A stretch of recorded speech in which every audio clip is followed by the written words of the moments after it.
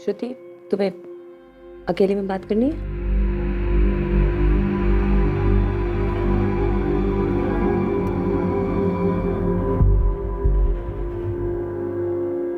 श्रुति, मुझे तुम्हारे general physician ने रेफर करा है। उसके हिसाब से जो तुम्हारा प्रॉब्लम है ये किसी फिजिकल रीजन की वजह से नहीं है और इसका इलाज है। श्रुति,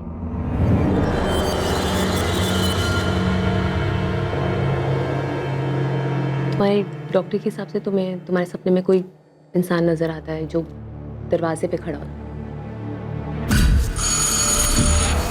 तुम्हारे हस्बैंड ने भी यही बताया कि तुम अक्सर नींद में उठ जाती हो चिल्लाते हुए उस आदमी की वजह से जो दरवाजे पे आके खड़ा हो जाता है, और ये रियल में है। हाँ हाँ, वो रियल है, वो सच में है, वो सच में है। वो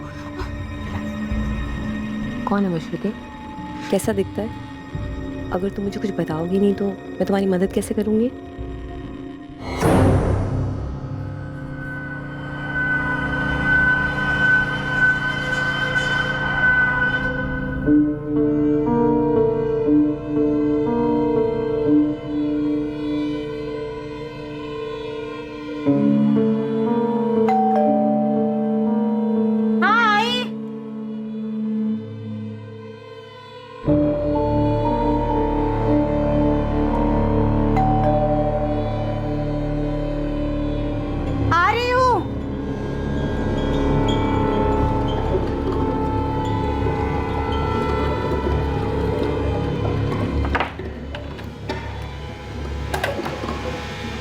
जी?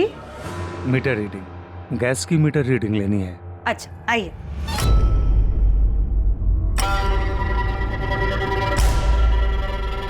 लता पाल को दरवाजा नहीं खोलना चाहिए था।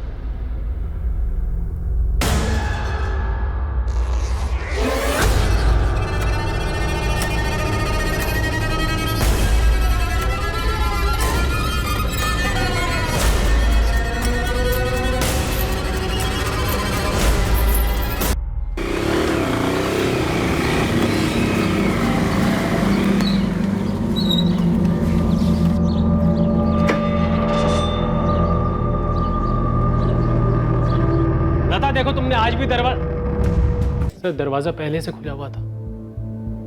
मैं रोज की तरह शाम को 5:45 बजे घर वापस आया था। जयशंकर, घर के दरवाजे पर जोर जबरदस्ती का कोई निशान नहीं। क्या आज कोई आपके घर आने वाला था जिसके लिए आपकी पत्नी लता ने खुद दरवाजा खोला हो? नहीं सर, मुझे नहीं पता अगर कोई आने भी वाला था, लेकिन सर अगर कोई आया भी होगा तो वो लता के साथ ऐसा क्यों करेगा?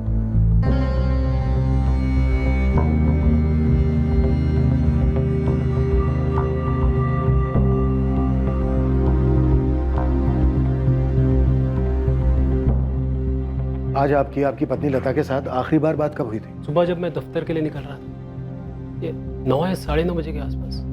सर, कबर्ड को तो छुआ तक नहीं गया है। लता के सोने के कंगन और कानों के झुमके ज्यों के त्यों रखे हुए, तो चोरी का इरादा तो मालूम नहीं होता। किसी जान पहचान वाले का काम है ये। पर कौन जान पहचान वाला? कौन आने वाला था? किसने किया ऐसा? जयशंकर, इधर आइए। यहाँ पहले कुछ सामान रखा हुआ था जिसे हटाया गया। सर, ये देख रहे हैं निशान? आपने, आपकी पत्नी ने यहाँ से कुछ सामान हटाया है। यहाँ एक फूलदान था। फूलदान? जी सर, मेरी बीवी सालों पहले किसी मेले से उठा लाई थी। बहुत सस्ता था सर। सर, हो सकता है विक्टिम के साथ सेक्सुअल असॉल्ट भी हुआ हो।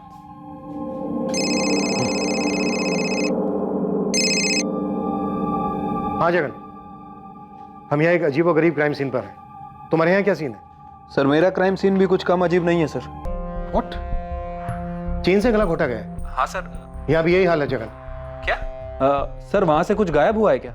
हाँ, एक फूलदान गायब है। क्यों? वहां से भी कुछ गायब है? सर, एक मोर सजावट की आइटम है सर, वो गायब है। ये जगह खाली लग रही है। यहाँ पर कुछ था क्या? हाँ सर, यहाँ पे मोर था। जगन, इसके लिए तुम्हें कॉल कितने बजे आया था? 5:15 बजे के आसपास आया था सर। विक्टिम के हस्बैंड ने ही कॉल किया था। राम यादव नाम है उसका। सर, वो यहाँ पर एक बाइक स्टोर में मैनेजर का काम करता है। वो और उसकी वाइफ आज शाम को मूवी देखने जाने वाले थे, इसलिए वो घर जल्दी आया था। ये दरवाजा क्यों खुला छोड़ दिया? सर, इस घर से फूलदान और उस घर से सजावट का मोड़, सजावट की चीजें ले जा रहा है कातिल। किसी किस्म का सनकी मालूम होता है।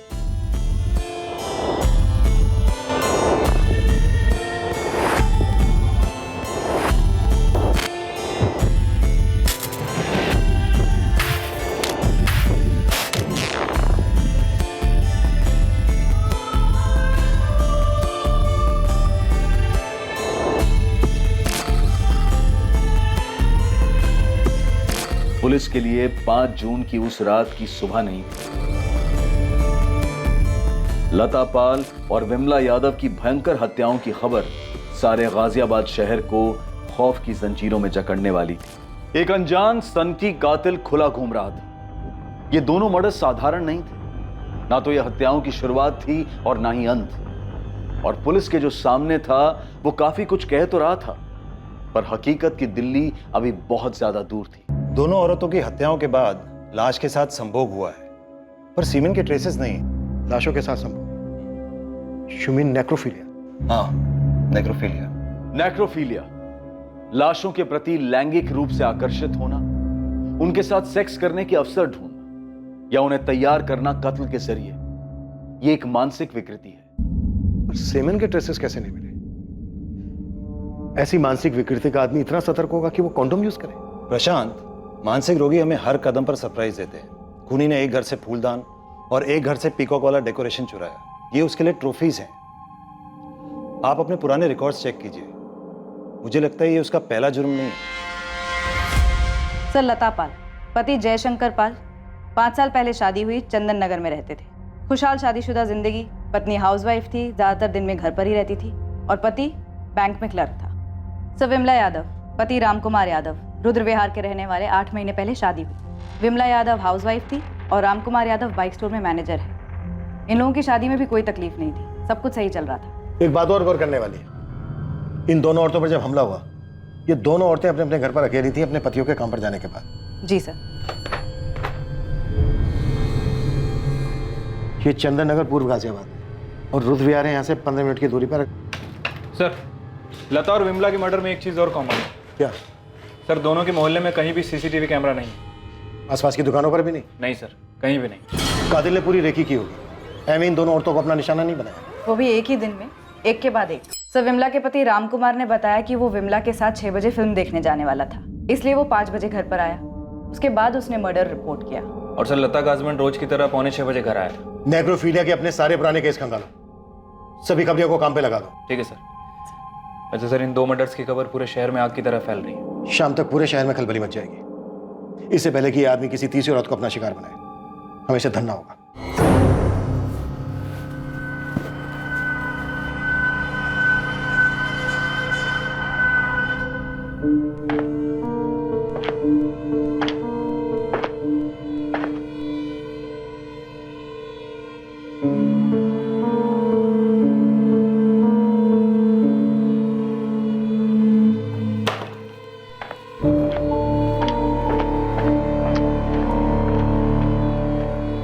अपर्णा।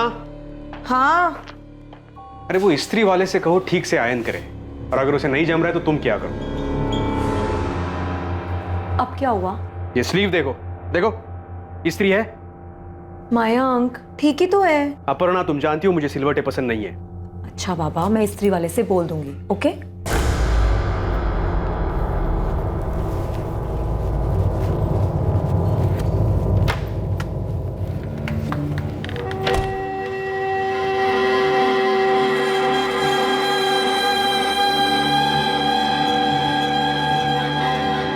पुलिस के पास मुजरिम के हुलिये की कोई डिटेल नहीं।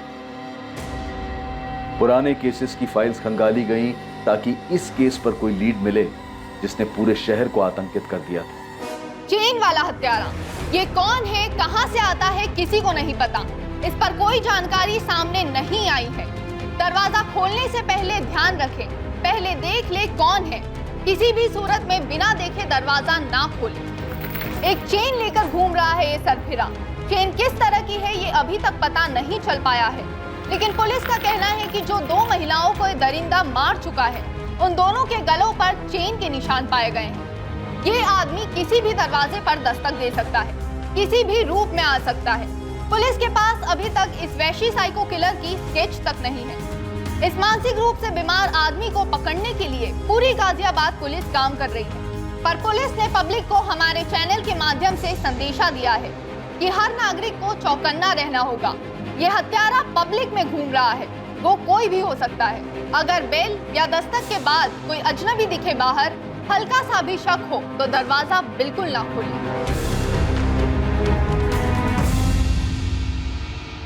अरे सुनो तो सही, मैं क्या बोल रहा हूँ, दोपहर को अगर कोई बेल बजाए या खटखटाए दरवाजा मत खोलना। क्यों, क्या हुआ? पूरे शहर में अफरा तफरी मची है। एक सरफिरा खूनी घूम रहा है शहर में।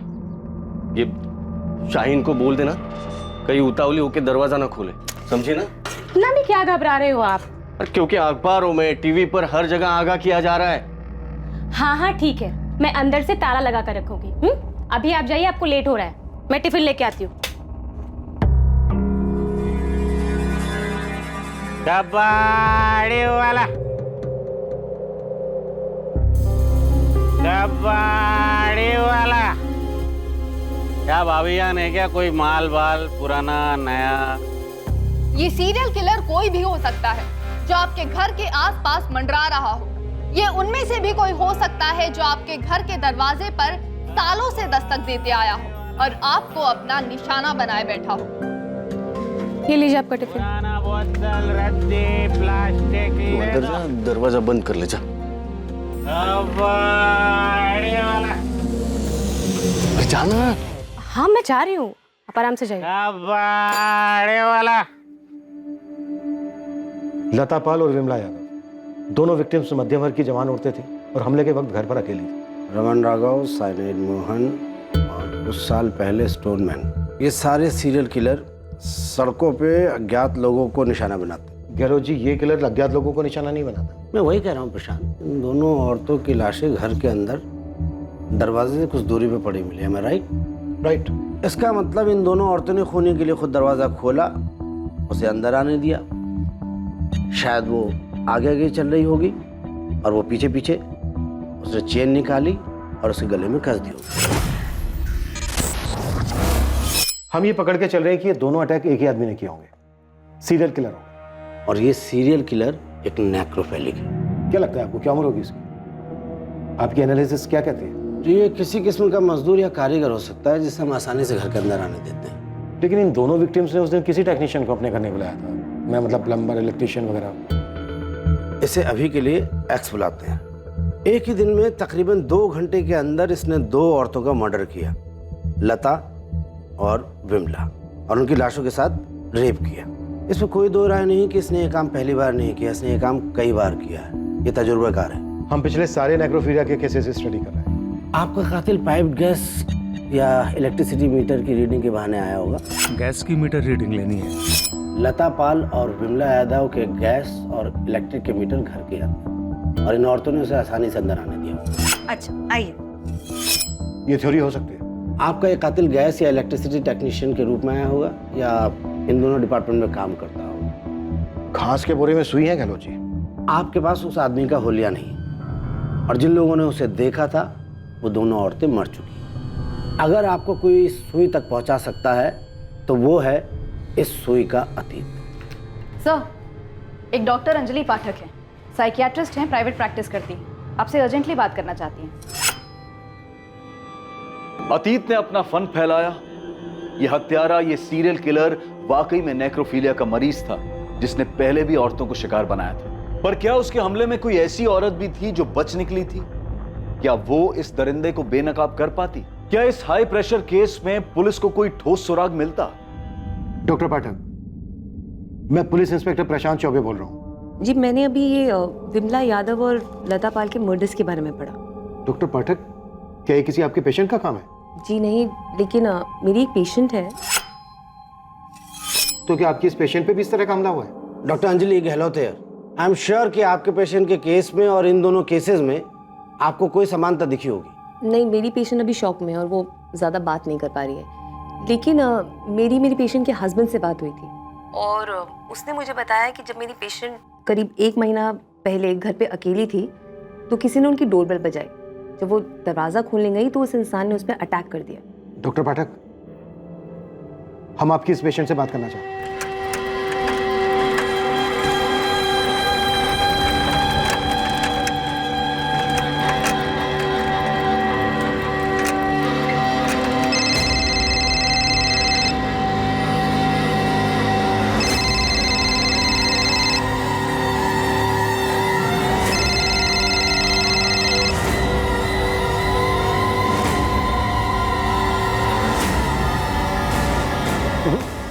फोन नहीं उठा रही।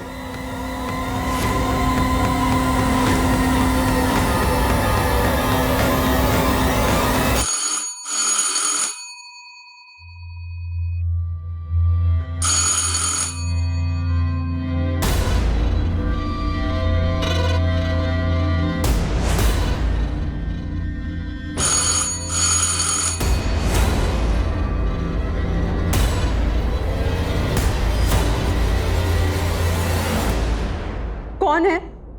पोस्टमैन। हाँ तो चिट्ठी डालो और जाओ। अरे रजिस्टर चिट्ठी है मैडम, साइन करना पड़ेगा। कहाँ से है लेटर? मुंबई से है मैडम, श्रुति कश्यप के लिए। आप जाइए, मेरे हस्बैंड पोस्ट ऑफिस से ले लेंगे। ऐसा भी क्या मैडम, आप अपना भी, मेरा भी और अपने हस्बैंड का भी टाइम खराब कर रही हैं। आप जाइए यहाँ से, मैंने कहा ना मुझे नहीं चाहिए लेटर।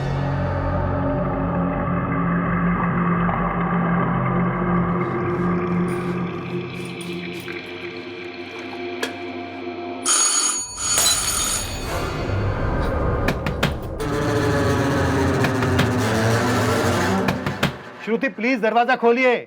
श्रुति, मैं पुलिस इंस्पेक्टर प्रशांत चौबे। देखिए, हमें आपकी डॉक्टर अंजलि पाठक ने भेजा है। हम आपकी मदद करने के लिए आए हैं, प्लीज दरवाजा खोलिए। श्रुति, मैं assistant sub inspector Mithila Lohia. दरवाजा खोलो श्रुति।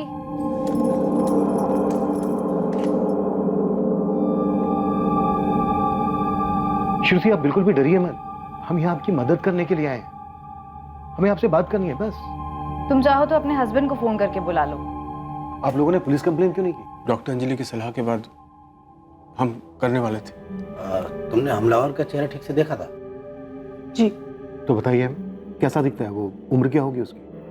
सर लगभग 1 महीने पहले 16 मई का दिन था।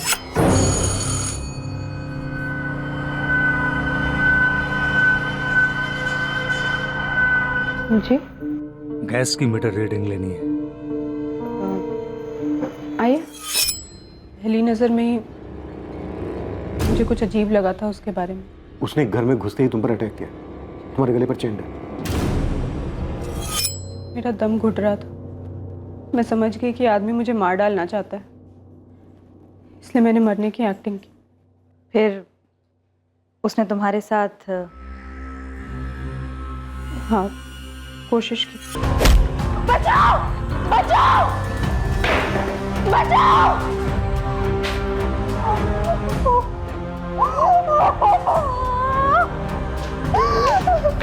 श्रुति, श्रुति क्या हुआ तुझे? जान से मारने की कोशिश। पड़ोसियों से पकड़ नहीं पाया सर, वो भाग चुका था। श्रुति, वो चेन कैसी थी, तुम्हें कुछ याद है? सर मैं ठीक से देख तो नहीं पाई, पर इतना पक्का है स्टील या एल्युमिनियम की थी।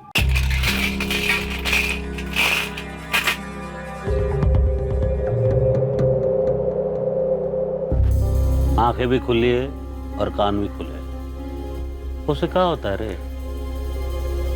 मैं सन की हूँ, चेन लेकर घूम रहा हूँ, ऐसा किसी की शक्ल पे लिखा होता है क्या? तेरी बात मैं समझ रहा हूँ, मगर पुलिस वालों को कोई ना कोई सुराग तो चाहिए। अब देख, तू तो हर जगह घूमता है, चंदन नगर से लेकर रुद्र विहार तक। थोड़ा ध्यान देगा ना तो पता चलेगा। देख कौन से मोहल्ले में कौन अजीब हरकतें कर रहा है। एक आध दो बंदे हैं ऐसे। कौन है? कबाड़ी वाला सामान रद्दी दे दो। कबाड़ी वाला। हाँ तो नाम पता देना।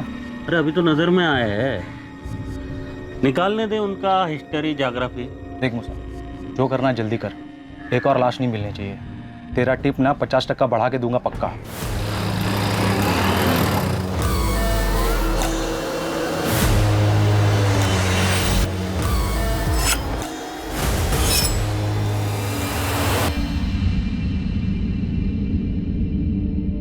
पहचान सकती हो कैसा था? सर मैं ठीक से देख तो नहीं पाई, लेकिन पतली चेन थी। कुछ इस तरह की? हो सकता है। अच्छा, आप और आपके हस्बैंड पुलिस स्टेशन क्यों नहीं आए थे? सर हादसे के बाद हमें कुछ समझ ही नहीं आ रहा था कि हम करें तो क्या करें। श्रुति बीमार हो गई थी और डॉक्टर ने कहा कि साइकाट्रिस्ट से मिल लो। देखो श्रुति, तुम्हें अब डरने की जरूरत बिल्कुल नहीं है। हम सब हैं तुम्हारी प्रोटेक्शन के लिए। तुम बस हिम्मत करके उस आदमी का चेहरा याद करो। देखो श्रुति, वो आदमी पहले ही 2 औरतों को मार चुका है। हम नहीं चाहते कि किसी तीसरी को भी वो शिकार बने। जब उसने तुम पर हमला किया, तुमने बहुत हिम्मत दिखाई, बहुत सूझबूझ से काम लिया। अब तुम एक बार फिर से... मुझे लगता है तुम उस आदमी को जानते हो। वो कोई बुरा आदमी नहीं है, तुम उसे जानती हो, इसलिए तुम इतना घबराई हुई हो, है ना? देखो श्रुति, अगर तुम उसको जानती हो, उसे पहचानती हो, तो प्लीज बताओ। हम श्योर नहीं है, हम सिर्फ शक है। हमें उसे किसी भी हालत में रोकना है, इसलिए आप दोनों जो भी जानते हैं प्लीज बताइए। सर मुझे नहीं लगता वो आदमी बुजुर्ग था। मुझे लगता है वो बुजुर्ग होने का ढोंग कर रहा था। सर मुझे लगा वो मेरे लिए ही आया था। कौन आया था? उसका नाम बताओ। मयंक। कॉलेज में इसका सीनियर था, दिल्ली में।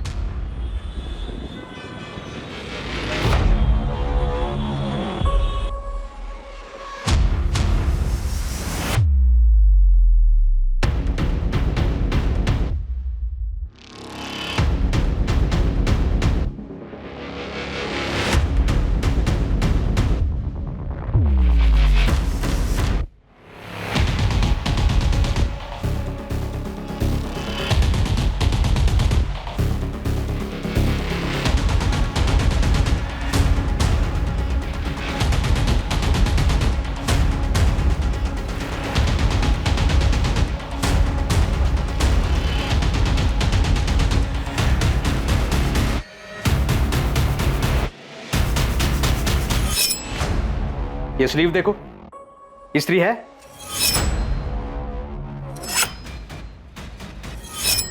उसका नाम मयंक शर्मा है। मेरी एक फ्रेंड ने मुझे बताया था कि वो मुझे स्टॉक करता था और मेरी पिक्चर्स लेता था, तो मैंने तुरंत कॉलेज के प्रिंसिपल से उसकी कंप्लेन कर दी थी।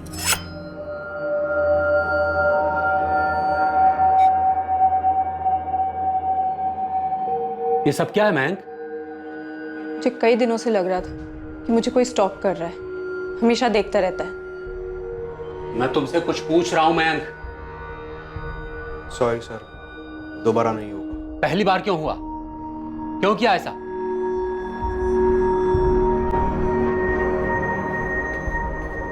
श्रुति देखो देखो, मैं चिल्लाऊंगी। अरे मुझे तुमको सॉरी बोलना था। नहीं चाहिए तुम्हारी सॉरी, जस्ट गेट लॉस्ट। श्रुति, मैं तुमसे बहुत प्यार करता हूँ, इसलिए तुम तक पहुंचने की कोशिश कर रहा हूँ मैं। श्रुति, आई लव यू। मेरी बात तो सुनो तुम। अरे मैं स्टॉकर नहीं हूँ। I love you Shruti. Watchman! इस बार जब मैंने कॉलेज में कंप्लेन की तो मयंक को कॉलेज से निकाल दिया गया। मुझे हमेशा डर लगा रहता था कि वो मुझसे बदला लेगा, लौटेगा कभी, लेकिन कॉलेज से निकाले जाने के बाद वो कभी मेरे सामने नहीं आया। तुम्हें लगता है तुम्हारे घर में घुसकर जिस आदमी ने तुम पर अटैक किया वो वही है जो तुम्हें स्टॉक करता था, तुम्हारे कॉलेज का मयंक शर्मा? जी। तुम कॉलेज से 2012 में ग्रेजुएट हुई, अब तुम 28 की और वो 31-32 का। देखिए सर, इसे सिर्फ शक है कि वो मयंक था। शक का कोई खास कारण श्रुति? वो कॉलेज में ड्रामा क्लास में था, मयंक एक्टिंग करता था। You call me a dog even before you had a cause? But since I'm a dog now, be aware of my fangs. The pound of flesh which I demanded of you is dearly bought. It is mine now, and I will have it. I will have it.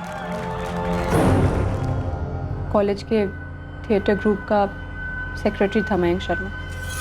इस वक्त कहाँ है मयंक शर्मा श्रुति? क्या करता है वो? Any idea? Sir ना मुझे तब कोई आइडिया था कि वो क्या करता था, और ना मैं नफरत करती रही उससे।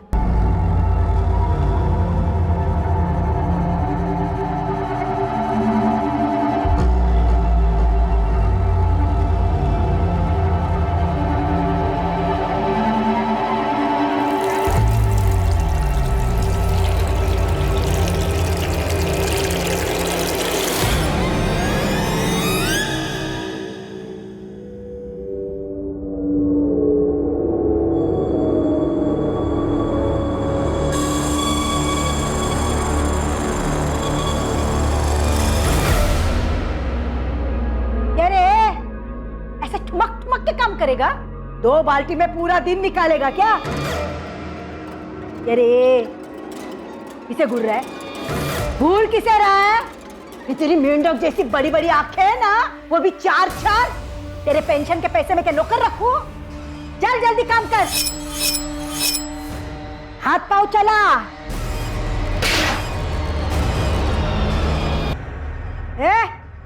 देख क्या रहा है? चल हाथ पाँव चला।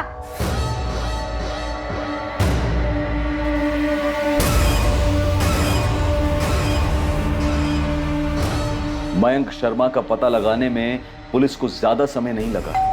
पुलिस तुरंत उस तक पहुंच गई। मयंक शर्मा तुम ही हो? जी, आप? गाजियाबाद पुलिस। मिश्रा जी, आप उस तरफ सर्च कीजिए और एक अंदर जाओ, एक इधर सर्च करो। सर ये सब क्या हो रहा है? आप लोग क्या ढूंढ रहे हैं हमारे घर में? मयंक, फूलदान और मोर का पुतला कहाँ छुपा रखा है तुमने? एक मिनट, ये सर्च वारंट क्यों इशू हुआ है? आप प्लीज बताएंगे हमें।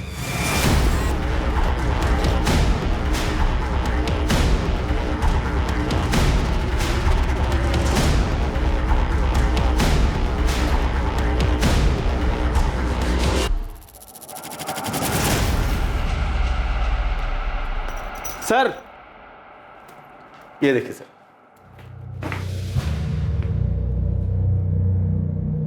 क्या ये?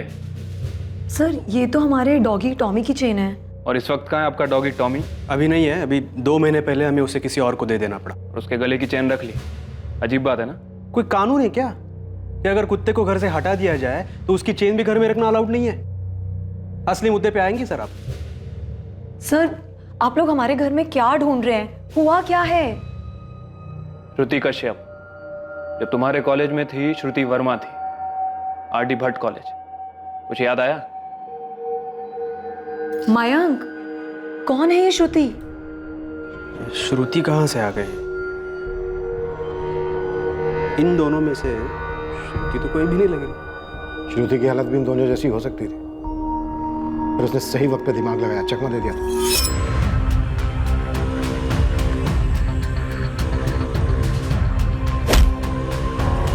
कॉन्डोम का इस्तेमाल किया तूने। एक बार भी तूने ये नहीं सोचा कि चेन पे से भी तेरे अंश मिल सकते हैं? अगर एक भी अंश मिला ना तो उससे तेरा डीएनए निकाला जा सकता है। आप लोग बिना सोचे समझे कुछ भी बोल रहे हैं। आप कह रहे हैं कि मेरे हस्बैंड सीरियल किलर हैं। हम कह नहीं रहे, हमें शक है। देखिए ये श्रुति जो भी है, आपको दिख नहीं रहा है कि वो मेरे पति को फंसा रही है? मयंक दिल्ली के एक बड़े बीपीओ में असिस्टेंट मैनेजर हैं। हमारा एक बच्चा भी है। आप लोग किस बेसिस पर किसी भी औरत की किसी भी बात पर विश्वास कर रहे हैं? सर आप मेरे ऑफिस कॉल कीजिए। 5 जून को पूरे दिन में अपने डेस्क पर था। अब रही बात इस बुजुर्ग आदमी की, मैच तो कर रहा है मुझसे। मतलब जब मैं कॉलेज में प्लेस किया करता था ना, तो ऐसे ही लगता था मैं। इसको दाढ़ी नहीं है, मैं दाढ़ी लगाता था और ऐसे बाल। आपको पता है सर, जब कभी ऐसे ओल्ड मैन के कैरेक्टर्स आते थे ना, तो सबके दिमाग में सबसे पहले मेरा ही नाम आता था।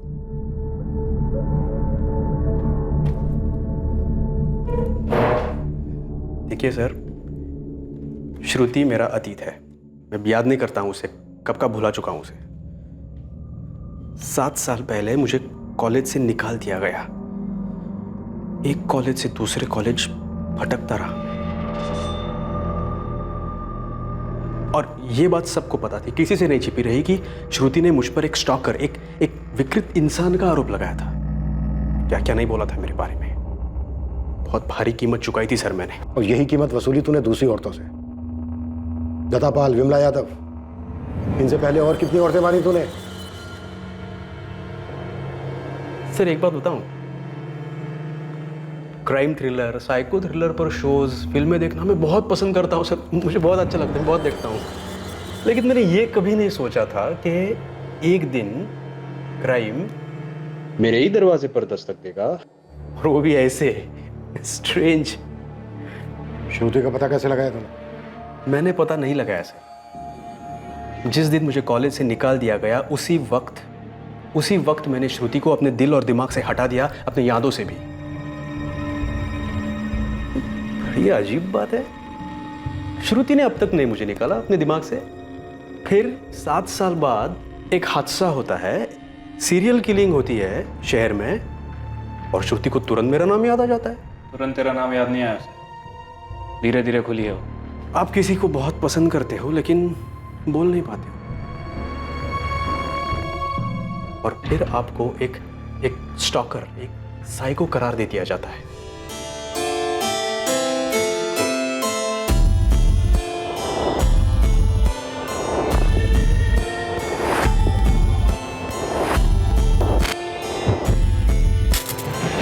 आप लोग किसी सीरियल किलर को ढूंढ रहे हो या फिर कबाड़ी वाले को? किस एंगल से लगता है आपको कि मैं इन दोनों में से हूं, कबाड़ी वाला या फिर सीरियल किलर? विधिनगर 12/340, वहां मिलेगा तेरा आदमी, तेरा सन की किलर। और ये जो तस्वीरें तूने भेजी है ना, ये बंदा वैसा दिखता ही नहीं है, गलत बना हुआ है। क्या बोल रहा है बे? पुलिस को मिल चुका है वो बंदा जिसका स्केच बना है, समझा? गलत आदमी को पकड़े हो तुम। मैं जो बंदा बोल रहा हूँ ना, साहब लोगों को बोलो उसको उठवा ले। मुकेश नाम है उसका, मुकेश कामदार।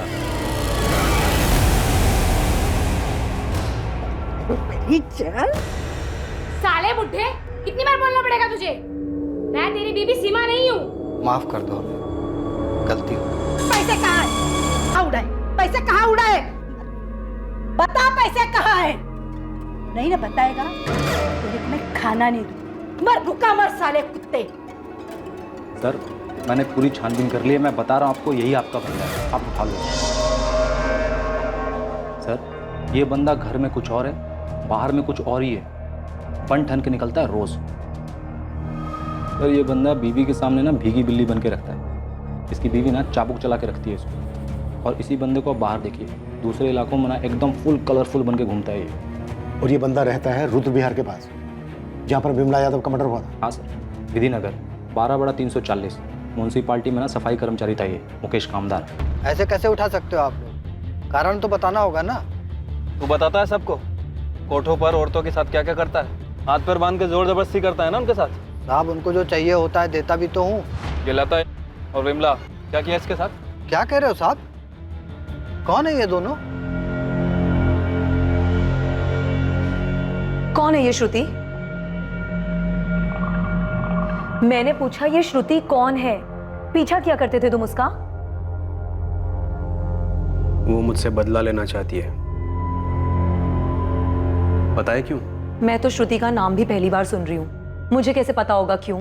क्योंकि चोर की दाढ़ी में तिटका, वो किसी को बचाने की कोशिश कर रही है। मैं उसके घर जाऊंगा, उस पर अटैक करूंगा। वो पहचानती है मुझे, फिर भी मैं ऐसा करूंगा। तुमने मेरे सवाल का जवाब नहीं दिया, तुम उसका पीछा करते थे। फिलहाल तुम मेरा पीछा छोड़ दो। वहां पे पुलिस मुझे सवाल पूछ पूछ के परेशान कर रही है, तुम्हारे डाउट्स खत्म ही नहीं हो रहे। अरे पर तुम जा कहाँ रहे हो? हवा खाने।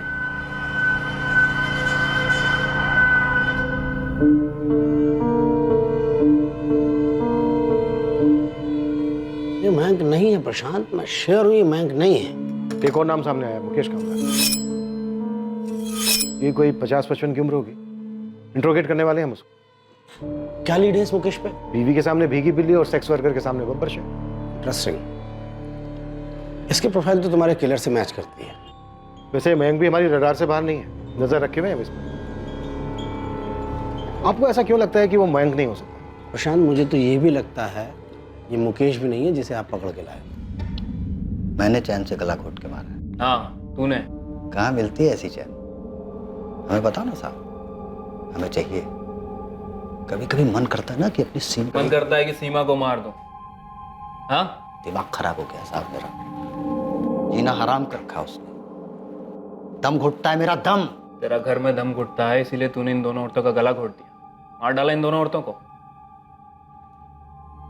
ये दोनों तो अच्छी खासी औरतें दिखती हैं साहब, जवान हैं, सुंदर हैं, स्वभाव की भी अच्छी ही होंगी। अगर इनका पति होगा ना, ये उसको इज्जत देती होगी। भला इन औरतों को क्यों मारूंगा मैं? है? ये सीमा जैसी नहीं है साहब। हाँ मिथिला, कुछ मिला मुकेश के घर से? वहाँ सर्च जारी है सर, लेकिन एक नया मर्डर रिपोर्ट हुआ है। प्लीज अब ये मत बोलना कि वो एक औरत है और हमारे केस से। हाँ सर, दरिया नगर में सेम प्रोफाइल है, वही सीरियल किलर।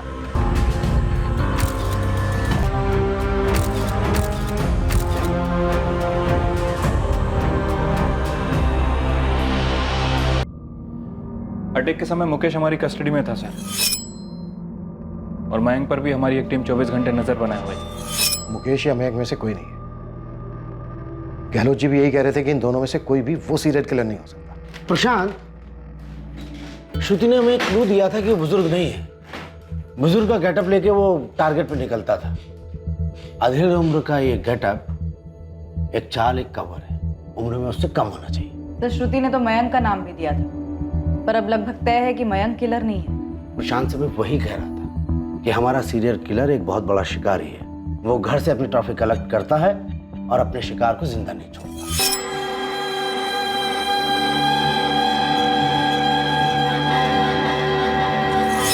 एक्स अपने किसी भी विक्टिम को जिंदा नहीं छोड़ता है। मतलब गहलोत जी, आप ये कहना चाह रहे हैं कि श्रुति ने हमसे झूठ बोला था? एक मिनट। गहलोत जी, श्रुति ने अटैक के तुरंत बाद इसलिए पुलिस कंप्लेन नहीं की क्योंकि अगर वो तुरंत बाद पुलिस कंप्लेन करती तो उसके गले पर चैन का निशान होना चाहिए। आपका मतलब है कि श्रुति का पति संदीप कश्यप?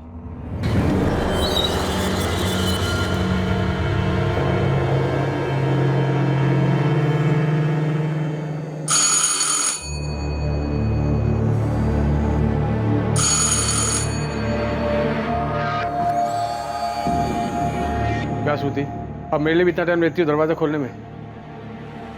अब मुझसे भी डरोगी तुम?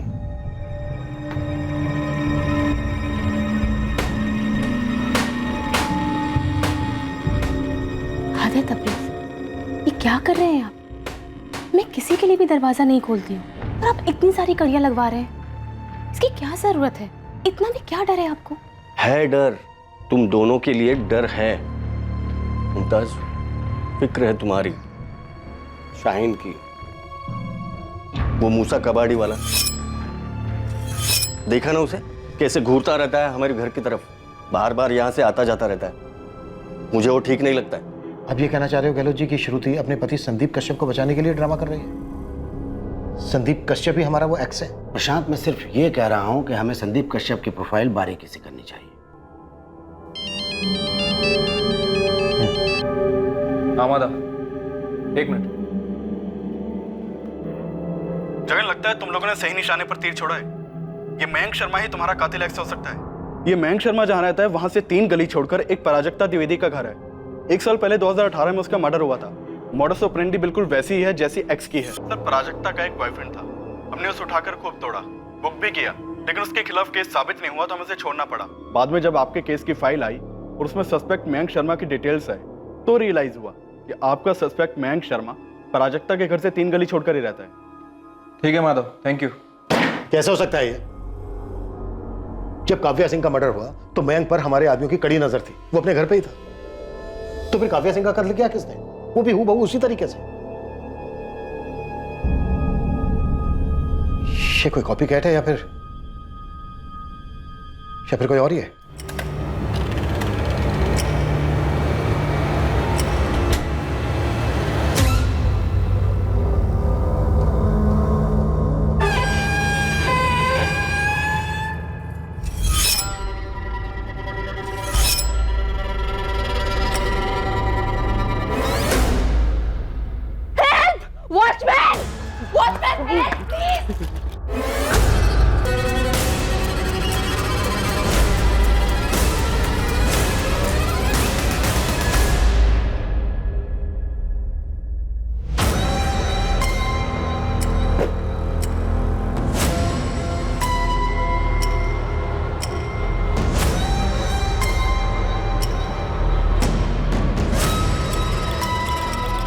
पूरे 8.5 किलो है।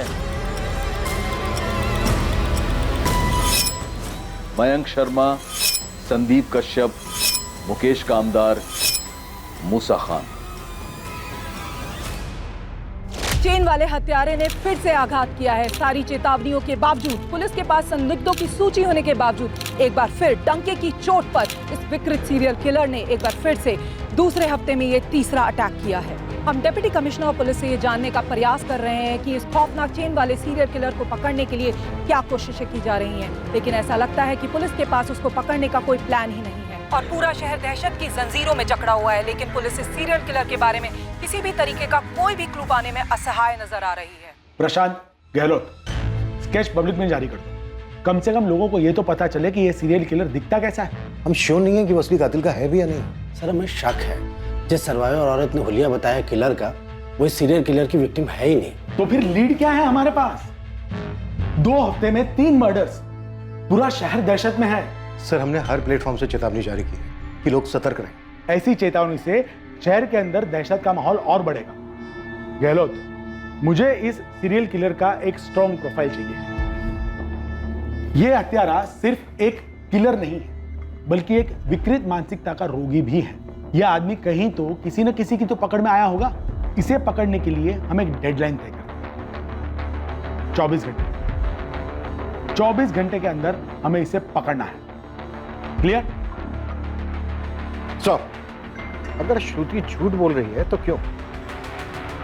सिर्फ अपने कॉलेज के दिनों के स्टॉकर से बदला लेने के लिए, या फिर अपने पति संदीप कश्यप को बचाने के लिए?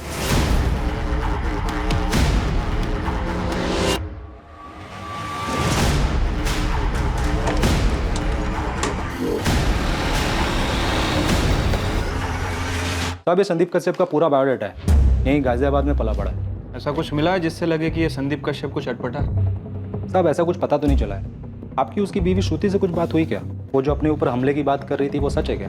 फिलहाल तो उससे पूछताछ चल रही है, और जब से उसने उस मयंक शर्मा का नाम दिया है ना, हमारी एक टीम 24 घंटे उसके ऊपर नजर रखे हुए।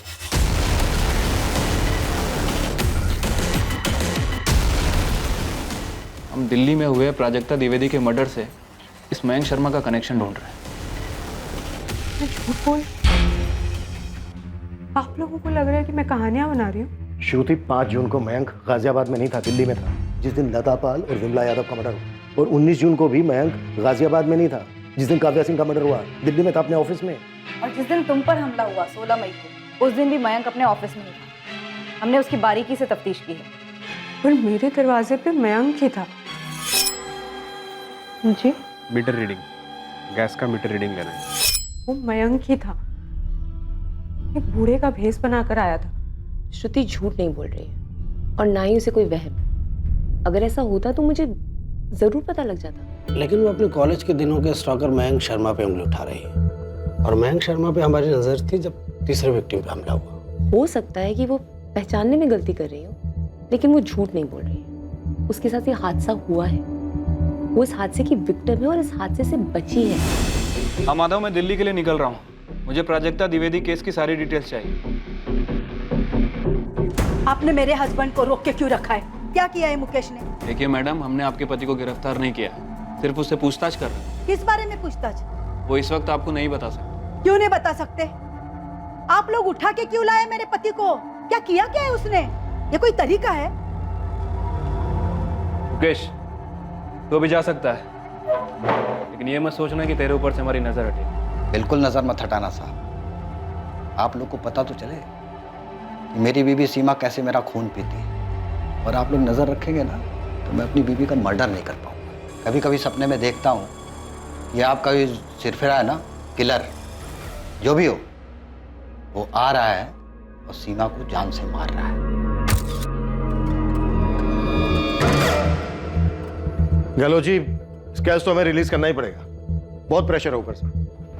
हमने इसे हर उस जगह पर ढूंढ लिया है जहां पर हम इसे ढूंढ सकते थे। प्रशांत, मुझे स्केच रिलीज करने में ये रिस्क लग रहा है कि किलर चौकन्ना हो जाएगा, शातिर दिमाग है, भेष बदल सकता है। उस दिन चुपचाप बैठा रहेगा और फिर अचानक एक दिन किसी दूसरी औरत पर अटैक करेगा। गहलोत जी, हमें कुछ तो देना पड़ेगा पब्लिक को, और स्केच के अलावा हमारे पास कोई दूसरा तरीका नहीं है जिससे हम पब्लिक को सतर्क कर सकें। गौर से देखिए चाहिए इस चेहरे को। ये वही आदमी है जिसने पूरे गाजियाबाद शहर को दहशत में बांध रखा है। आखिरकार हमारे पास इस सरफिरे कातिल की पहचान आ गई कि ये सीरियल किलर कैसा दिखता है। ये एक अधेड़ उम्र का आदमी है जो दोपहर को लोगों के घर आता है और दरवाजे पर दस्तक देता है। सूत्रों के हिसाब से पता चला है कि ये आदमी घर में घुसने के लिए कहता है कि वो गैस का मीटर रीडिंग चेक करने आया है। जैसे ही घर की गृहिणी उसे अंदर लेकर मीटर बॉक्स की तरफ जाने के लिए मुड़ती है, तब वह पीछे से चैन से हमला करता है। बंद कीजिए ये सब। दिन रात आप यही सब देखते रहते हैं, इसीलिए आपके दिमाग में उल जुलूल बातें आती रहती हैं। मुझे कई बार लगता है कि पुलिस को फोन करके उस मूसा कबाड़ी वाले के बारे में बता दूं कि आंखों में शैतान दिखता है। सही बंदा नहीं लगता, वो शक्ल पर ही लिखा है उसके। क्यों आप अपना दिमाग खराब कर रहे हैं इन सब बातों में? 2 दिन पहले आपको वो कादिर पान वाला सही नहीं लग रहा था, कल आप कहेंगे मुमताज तुम मुझे सही नहीं लगती, फिर आप कहेंगे मुमताज मैं खुद को सही नहीं लगता। उस दिन मैंने उस मूसा को तुम्हें घूरते हुए देखा था कि गिद्ध जैसी आंखें ही सब बताती है। मैं तो कहता हूँ पुलिस को बता देना चाहिए। तबरेज, पुलिस को उनका काम करने दीजिए। आप क्यों अपना दिमाग दिन रात इनमें लगा रहे हैं?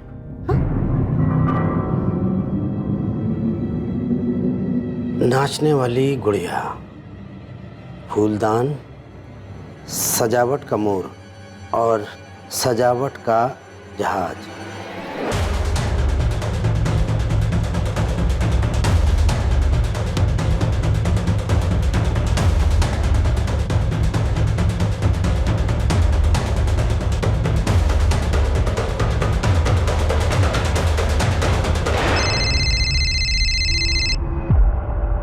हाँ गहलोत जी। प्रशांत, ये प्राजक्ता द्विवेदी के केस में जो संदिग्ध था दीपक चावला, उसका बॉयफ्रेंड, उसके खिलाफ कुछ साबित नहीं हो पाया था, इसलिए उसको रिहा कर दिया गया था।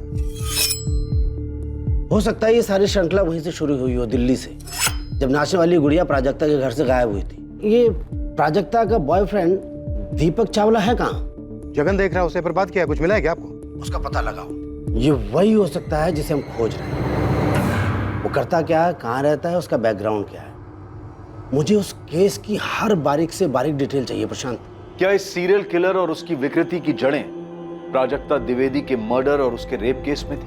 क्या दिल्ली में प्राजक्ता द्विवेदी के एक्स बॉयफ्रेंड दीपक चावला तक पहुंचने से इस सीरियल किलर की खोज पर अंकुश लगने वाला था? यह केस एक ऐसा चौंकाने वाला मोड़ लेने वाला था जिसकी उम्मीद पुलिस को दूर दूर तक नहीं थी। ये नंबर काम नहीं कर रहा है, कृपया नंबर जांच लें। ये नंबर तो सर्विस में नहीं है माधव। दीपक चावला का बस यही नंबर है हमारे पास। और सर उसके खिलाफ कुछ मिला भी नहीं था हमें। नंबर तो कंटिन्यू नहीं है, एड्रेस अब भी यही होगा। चांस लेके देखते हैं सर। मूव। हाँ मिस्टर गहलोत, प्राजक्ता द्विवेदी का पोस्टमार्टम मैंने ही किया था। यस, आपने अपनी रिपोर्ट में नेक्रोफिलिया का जिक्र किया था। कातिल ने मर्डर के बाद प्राजक्ता की लाश के साथ संभोग किया था। ये प्राजक्ता द्विवेदी कुमारी थी, मेरा मतलब वर्जिन? जी वो डिटेल्स तो अब मुझे याद नहीं है, मुझे मेरे पुराने नोट्स देखने होंगे। डॉक्टर, मुझे लगता है इस कातिल को सेक्स से वंचित रखा गया होगा और उसी तड़प में वो शिकार कर रहा होगा। हाँ, ये मुमकिन है। प्राजक्ता शायद उसकी पहली शिकार थी। उसका नेक्रोफिलिया, उसकी सनक शायद प्राजक्ता से जुड़ी। मैं क्यों मारूंगा प्राजक्ता को? वो मेरी गर्लफ्रेंड थी, मैं उसे क्यों मारूंगा? जी हाँ, वो मेरा फ्लैट है और दीपक मेरे फ्लैट पे किराए पर रहता। अब कहाँ रहता है? मुझे पता नहीं सर, वो चंडीगढ़ से था और यहाँ पे काम करता था। उसने अगस्त 2018 में शायद फ्लैट खाली कर दिया था। क्या ये उसकी गर्लफ्रेंड प्राजक्ता का मामला है? उसके चंडीगढ़ का एड्रेस दो। मेरे पास अब एग्रीमेंट की कॉपी नहीं है और दीपक तो काफी पहले फ्लैट छोड़कर चला गया था। हाँ मिथिला, किसी भी जगह की सीसीटीवी फुटेज से कुछ मिला? नहीं सर, लेकिन एक और औरत मारी गई है। एक और? हाँ सर, निशा भटनागर, 28 साल उसकी उम्र है, उमानगर की है। पूरे 8.5 किलो है।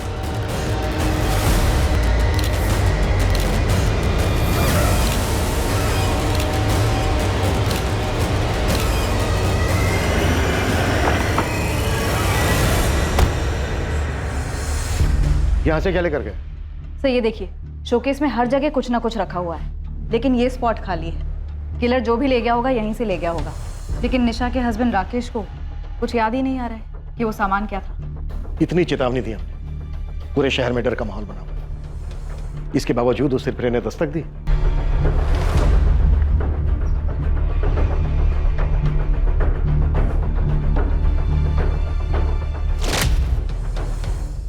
हाँ जगन बोलो, लगता है इस बार हमारी किस्मत अच्छी है सर। निशा के घर से 2-3 गली छोड़कर एक सुनसान रास्ता है और वहां पर एक एटीएम है और एटीएम के बाहर सीसीटीवी कैमरा है सर। तुरंत फुटेज निकालो, अभी के भी, आज के भी और आज के पहले के भी। बहुत हो गया है लुका छुपी का खेल।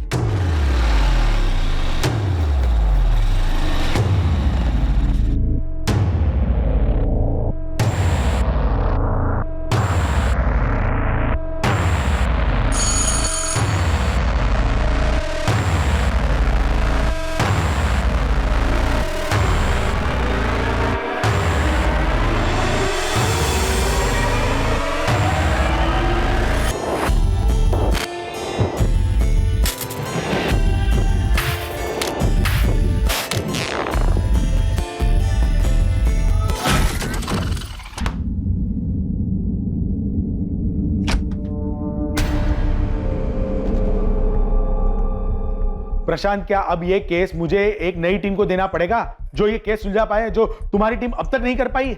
मैंने तुम्हें 24 घंटे दिए थे कातिल को पकड़ने, और हुआ क्या? एक और लाश। हेडक्वार्टर्स में मेरे ट्रांसफर की बात चल रही, तुम्हें पता है? सर, हमें निशा भटनागर के घर के पास एक सीसीटीवी मिला है। उस सीसीटीवी फुटेज से इस केस में कोई ना कोई लीड मिलने की हमें पूरी उम्मीद है। अब उम्मीद से काम नहीं चलेगा प्रशांत, एक्शन चाहिए, एक्शन। सर, हम हर मुमकिन दरवाजा खटखटा रहे हैं। वो भी दरवाजा खटखटा रहा है और एक के बाद एक नए विक्टिम्स दिए जा रहा है। मैंने तुम्हें 24 घंटे दिए थे कातिल को पकड़ने के, और होता क्या है? 48 घंटे के अंदर एक और विक्टिम की लाश। सर, वो फुटेज ट्रांसफर हो रहा है, गारंटी हमें उससे कोई ना कोई लीड मिलेगी, और उसके बाद हम एक सिंगल मिनट भी जाया नहीं करें। सर, ये राकेश भटनागर दोपहर 2:55 को घर लौटा। 3:05 पर इसने पीसीआर को फोन किया और 3:10 पर हमें कॉल आया।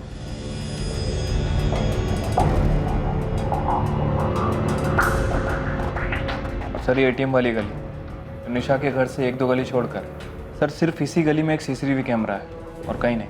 जो किलर एक्स बखूबी जानता हूँ सर, ये इसी सीसीटीवी कैमरे के मर्डर के 3 दिन पहले की फुटेज है। सर, हो सकता है कि किलर एक्स इसमें कैप्चर हुआ, हो सकता है सर रेकी वेकी करने आया।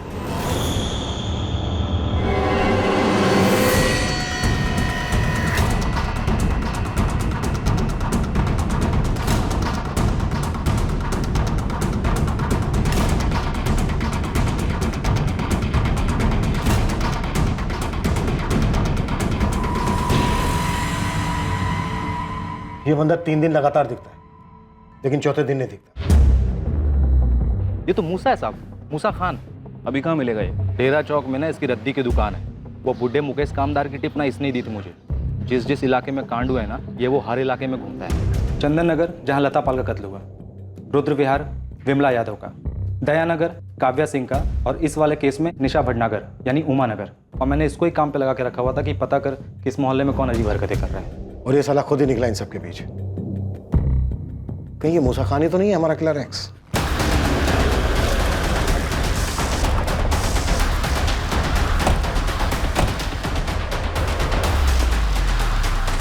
अरे मूसा, चल पुलिस वाले बात करेंगे। किस बारे में? तेरा घर कहाँ है मूसा? मियाँ नगर मैडम, लेकिन माजरा का माजरा बाद में। सब कुछ तो बताइए, ऐसी क्या बात करनी मुझसे? बहुत खास बात है मूसा, बहुत ज्यादा खास।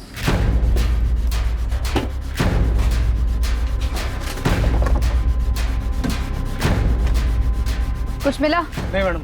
इसके नीचे ये हटाओ, पेपर हटा के देखो।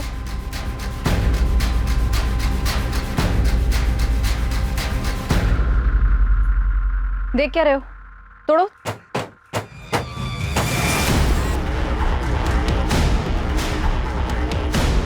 इसे भी थैली में डालना।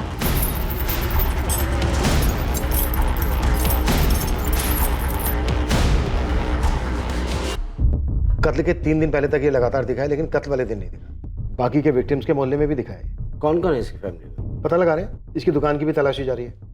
ये कबाड़ वाला है ना? हाँ, इसीलिए मैं मुकेश कामदार जो सफाई कर्मचारी है उसकी टिप दी थी। गुमराह कर रहा होगा मैं, मिसलीड। लेकिन ये प्राजक्ता द्विवेदी के बॉयफ्रेंड दीपक चावला का क्या हुआ? एक टीम पहुंचने वाली है वहां पर। चलो जी, मुझे लगता है कि हमें हमारा एक्स मिल गया है, मूसा खान कबाड़ी वाला।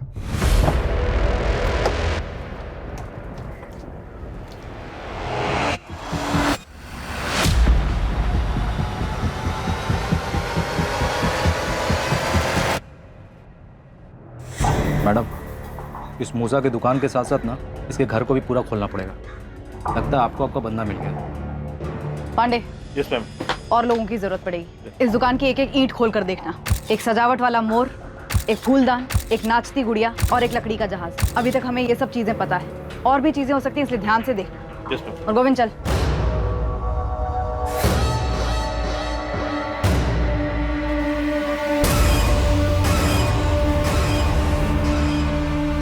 जानता ही नहीं ये निशा भटनागर? हाँ, नाम से नहीं जानता साहब। वो उमानगर में रहता है। वो 3-4 दिन पहले रद्दी उठाया था। घर की मेज पे से और क्या उठाया था? सिर्फ रद्दी उठाया था सर। पूरे 8.5 किलो है। 8 किलो सर। नहीं सब 8.5 किलो था। इतनी धुलाई होगी कि तू अपना नाम तक भूल जाए। इन सब का मर्डर किया तूने। 1 साल पहले इस प्राजक्ता द्विवेदी का मर्डर किया। इन सब के मर्डर करने के बाद इनकी लाशों के साथ तूने अपनी हवस पूरी की है, पर कभी पकड़ा नहीं गया। लेकिन इस बार पकड़ा गया। घर का एक एक चप्पा चप्पा छान मारो। ओ मेम साहब, वो कबर्ड मत छोड़ना, वो किचन मत छोड़ना। क्या कर रही है? मेम साहब बताएंगी, ऐसे घर में घुसकर क्या ढूंढ रही है? बताएंगी भी, मैं ढूंढ दूंगी ना। क्या ढूंढ रही है? एक फूलदान, एक सजावट का मोर, एक नाचती हुई गुड़िया और एक जहाज। और क्या क्या है यहाँ पर? हाँ? ये कबाड़ की चीजें तो मेरे शोहर की दुकान पर होनी चाहिए। आप हमारे घर को क्यों रौंद रही हैं? और मूसा ये सब कबाड़ की चीजें यहाँ क्यों रखेगा भला? सूटकेस लाओ इधर। मेम साहब। मैडम, सच बता दे मूसा, नहीं तो जिंदगी में कभी अपने पैरों पे खड़ा नहीं हो पाएगा। तो सच ये है कि आपको ना कोई मिल नहीं रहा साहब, इसलिए जो ये भद्दा इल्जाम है ना, वो आप हम पर, मुझ पर मल रहे सर। और जो तेरी दुकान में ट्रंक मिला है, जिसे तूने लॉक करके रखा था, अश्लील किताबें मिली हैं उसमें? बिल्कुल मिली होगी। कबाड़ी हूँ साहब, कबाड़ नहीं मिलेगा और क्या मिलेगा साहब? बच्चा है सर, छोटा सा मेरा, आता है दुकान पे कभी, कोई भी किताब लेकर पढ़ने लगता है, उसके हाथ ना लगे इसलिए वो ताला मार के रखी थी मैंने। कई ग्राहक लोग भी आते हैं साहब ऐसे मैगजीन की तलाश में साहब। मैं साहब आपके खबरें की मदद कर रहा था। मदद कर रहा था या भटका रहा था?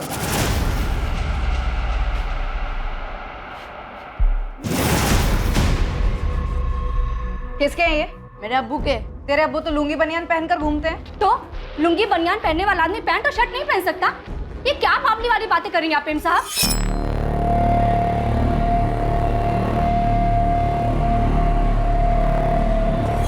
ये लेकर चलो। ओ मेम साहब, अरे कहाँ लेकर जा रही है ये सब कुछ आप? ज्यादा नौटंकी मत कर बिल्किस। हमें शक है तेरे शौहर पे कि वो कुछ करने वाला है। करने वाला है? क्या करने वाला है? आपको क्या लगता है कि आप पुलिस की वर्दी पहनकर कुछ भी करेंगे और हम सुनते रहेंगे? तो याद रखिए, पूरा का पूरा मोहल्ला इकट्ठा कर दूंगी मैं यहाँ पर। हमें लगता है कि तेरा शौहर कातिल है। मुझे लगता है कि आप पूरी तरह से बावली हो गई हैं। अगर तेरे शौहर ने कुछ नहीं किया है तो हम उसे जाने देंगे। अरे बिल्किस, बोलो ना 2 मिनट के लिए शांत हो जाओ, क्यों बखेड़ा बना रही हो? और तू मोहल्ला बुलाने की धमकी दे रही है। मैं पूरी फोर्स बुला लूंगी। ओ मेम साहब, मैं आपकी धमकी से डरने वाली नहीं हूँ। बुला लीजिए आपको जिसे यहाँ बुलाना है। क्या हुआ बिल्किस आपा? अरे देखो ना, ये लोग मूसा को फंसा रहे हैं। कोई नहीं फंसा रहा है, क्यों बखेड़ा बना रही हो? ये सब क्या है गोविंद? रेहाना, मैं कह रही हूँ ना, इस गोविंद ने पट्टी पढ़ाई है। हम सिर्फ मूसा के कपड़े और जूते लेकर जा रहे हैं। मियां नगर में जल्दी एक पुलिस टीम भेजो। 24 घंटे दे रहा हूं तुझे मूसा। इन 24 घंटे में सच उगलता है। साहब, आप मुझे वो कबूल करने को बोल रहे साहब जो मैंने किया ही नहीं साहब। वो तेरे पे है, सोच ले अच्छे से। साहब, अपने फोन पे ऐसे कभी कुछ देखे नहीं हो क्या साहब? हाँ, हम भी मन बहलाने के लिए देखते हैं ऐसी किताबें। तो क्या हो गया साहब? इंसान है हम साहब, हैवान नहीं। प्रशांत, मूसा किलर एक्स नहीं, कह लो जी जैसे ही हम खंगाल कर कातिल तक पहुंचते हैं, आप कह देते हो वो किलर एक्स ही। पहले आपने कहा कि श्रुति झूठ बोल रही है, वो बैंक नहीं हो सकता, फिर आपने कहा वो अधेड़ उम्र का आदमी नहीं हो सकता, और अब हम जब मूसा तक पहुंचे और ऑलमोस्ट वो टूटने के लिए तैयार है, तो आप कह रहे हो कि मूसा एक्स है ही नहीं। तो फिर कौन है? माधव, दीपक चावला की कोई खबर?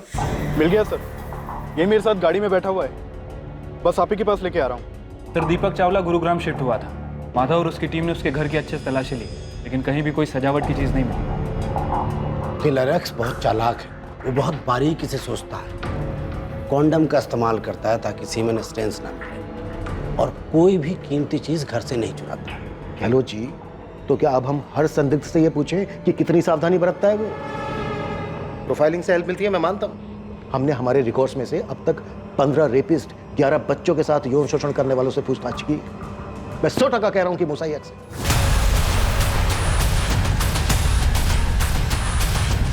नहीं, अगर आप इतने दावे के साथ कह रहे हैं कि मूसा एक्स नहीं है, तो फिर बताइए ना, लाखों लोगों के शहर में हम उस बारीक सी प्लानिंग करने वाले को कैसे ढूंढें जिसका दिमाग घुमा हुआ है, जो ऐसी औरतों को टारगेट करता है जो घर में अकेली रहती हैं, उनका मर्डर करता है और फिर लाश के साथ रेप करता है। बोलिए ना। उसने अपना हुलिया बदल लिया है। हमने स्केच पब्लिक में आम किए, मीटर रीडिंग वाली डिटेल्स मीडिया में दी, इसलिए एक्स चौकन्ना हो गया। मैं मानता हूं। अब आप हमें ये बताइए गहलोत जी, उस चालाक आदमी की बारीक सी प्लानिंग को मात देने के लिए आपकी क्या सर, मूसा के घर और मोहल्ले से बहुत मुश्किल से निकले। उसके घर से कुछ सामान मिला है सर। चुराए गए डेकोरेटिव आइटम में से तो कुछ नहीं मिला, लेकिन ये कपड़े और जूते मिले जो कि मूसा के हुलिये से मैच नहीं करते। गहलोत जी, सर कैसे बच बचा के निकला हूं ना, मत पूछिएगा। नहीं पूछूंगा। कोई काम की बात है? साहब वहाँ से डायरेक्ट मैंने 2 लोगों को साइड में लेके बात की। जो बातें मुझे पता चली ना, मुझे पहले नहीं मालूम था। ये मूसा ना कपड़े पहनने का बहुत शौकीन आदमी है। हर शुक्रवार शनिवार को ना अपनी बेगम के साथ एकदम सज धज के निकलता है घूमने के लिए। ये पहले तेरी पकड़ में कैसे नहीं आया गोविंद? साहब किसी के शक्ल पे तो लिखा नहीं होता ना कि सनकी है, सरफिरा है। हाँ तो गहलोत जी क्या बोलते हो? अभी आप यही कहोगे कि मूसा निर्दोष है? हाँ निर्दोष है। ये सीरियल किलर कोई और ही है। ये मूसा है और इस वक्त हमारी कस्टडी में है। क्या तुमने कभी इसे अपनी सोसाइटी में देखा? इसका कहना है कि कभी भी ये कबाड़ के काम से दिल्ली नहीं गया। सर मुझे सच में नहीं पता कि कौन प्राजक्ता के साथ ऐसा कर सकता है। मुझे समझ में नहीं आ रहा है सर कि प्राजक्ता के साथ जिसने भी ये सब किया सिर्फ इसलिए ताकि वो डांसिंग डॉल चुरा सके। सस्ती डॉल थी सर, मैंने ही उसे वो गिफ्ट की थी। उसे डांस का शौक था इसलिए। उसके दिमाग में क्या चलता है, क्यों चलता है, कोई नहीं बता सकता। 4 और औरतों को मार चुका है और वहां से भी सजावट के आइटम लेकर गायब है। सॉरी, इससे पहले मैंने इसे कभी नहीं देखा। इसी एक सवाल के लिए आप मुझे गुरुग्राम से उठाकर यहाँ लाए हैं। आपको क्या लगता है वो साइकोपैथ मैं हूँ या फिर पिछली टीम की तरह आपका टॉर्चर करने का इरादा है मुझे? प्रशांत, जो करना पड़े करो, मुझे इस दहशत का अंत चाहिए तुरंत। सर आज रात अच्छे से खातिर की जाएगी इस मूसा खान की। कल सुबह तक सामने से आकर सब कुछ कबूल कर लेगा। तुम्हें कितना यकीन है कि यही वो सीरियल किलर है? सारी की सारी कड़ियां जुड़ रही हैं सर। सभी विक्टिम के मोहल्ले में देखा गया है। अच्छे कपड़े पहनता है, अश्लील मैगजीन पढ़ने का एडिक्ट है। बस एक चीज है जो फिट नहीं बैठ रही है। अगर डेकोरेशन के वो पीसेस मिल जाते तो इस केस को एक क्लोजर मिल जाता। एक और अड़चन है सर। अब क्या हुआ? गहलोत जी कह रहे हैं कि किलर एक्स मूसा खान हो ही नहीं सकता। देखो, गहलोत को उसके एनालिसिस कर रहे थे। तुम इस मूसा की हलक में उंगली डालो। प्रोफाइलिंग कभी कभी गलत भी हो सकती। मुझे सही कातिल चाहिए। कल सुबह अच्छी खबर सुनो। ए मूसा, बोल क्यों किया और कैसे किया? हाँ सच बोलेगा तो छोड़ देंगे मुझे। ए, देख सच बोल के बाद देख।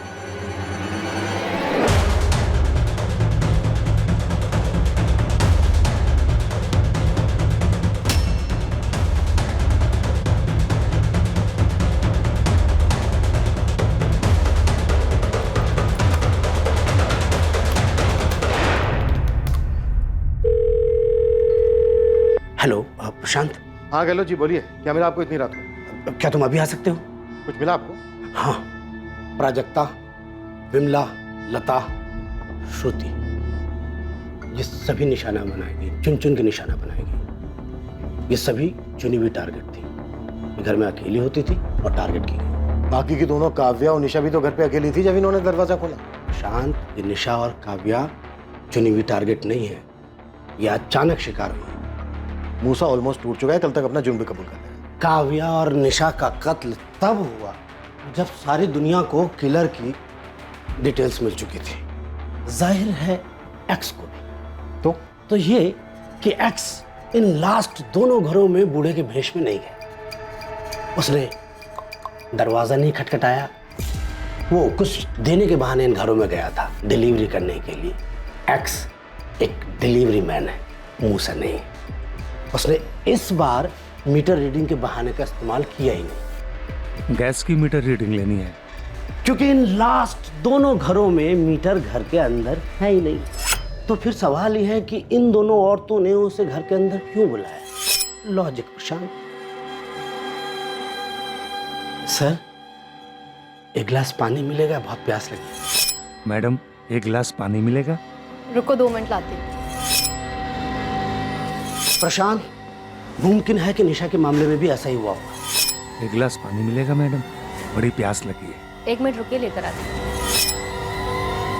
काव्या और निशा के मर्डर्स प्लानिंग से नहीं हुए थे, बस फितरत से हुए थे। ये एक्स एक डिलीवरी मैन है, देखा मौका है तो अपनी विकृति को अंजाम देने झपट पड़ा होगा। आपकी थ्योरी में सच्चाई हो सकती है कि कातिल अलर्ट हो गया होगा, उसने अपना हुलिया बदल लिया होगा, लास्ट की 2 विक्टिम्स को टारगेट नहीं किया होगा। फिर भी वो विक्टिम तो है। देखिए गहलोत जी, कातिल हमारी हिरासत में है, मूसा ही एक्स है। नहीं, बिल्कुल नहीं। एक्स हमारे हाथ में है ही नहीं। वो बाहर घूम रहा है पब्लिक के बीच खुलेआम। प्रशांत, मैं दावे के साथ कह रहा हूं, मूसा हत्यारा है ही नहीं। ए मूसा, उठ। बोल कैसे किया मर्डर तूने? इंतजार कर रहा हूं मैं, बोल। एक बड़ी खबर आ रही है। चैन वाले हत्यारे ने एक बार फिर हमला कर दिया है, इस बार जयानगर में। ये जून के महीने में 5वीं हत्या है। फिर एक बार एक गृहिणी जो दोपहर को अपने घर पर अकेली थी, इसके घर भी हत्यारे ने दस्तक दी, जिसके बाद माधुरी का भी वही हश्र हुआ जो बाकी 4 औरतों के साथ हुआ था। और एक पुलिस है जो इस केस में पूरी तरह बेबस बौखलाई हुई मालूम होती है। सर, यहाँ से भी कुछ गायब हुआ है, लेकिन अभी पता नहीं क्या।